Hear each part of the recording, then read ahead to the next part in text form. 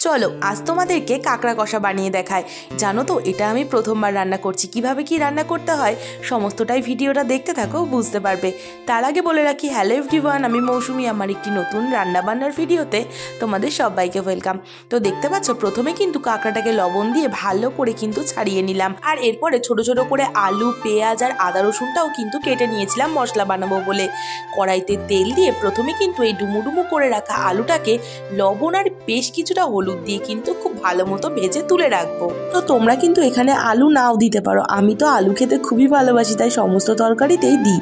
তারপরে ওই তেলের মধ্যেই কাঁকড়াগুলোকে কিন্তু সেম ভাবে লবণ আর হলুদ দিয়ে ভেজে নিলাম। কাঁকড়াগুলো ভেজে তুলে নেওয়ার পরে গরম মশলা দিয়ে কিন্তু ওই কেটে রাখা পেঁয়াজটাও লাল লাল করে ভেজে নিয়ে যে মশলাটা বানিয়েছিলাম না, সেটা দিয়ে কিন্তু বেশ কিছুক্ষণ তোমাদেরকে নাড়িয়ে নিতে হবে। দেখতে পাচ্ছ, যতক্ষণ না পর্যন্ত তেল ছেড়ে আসবে।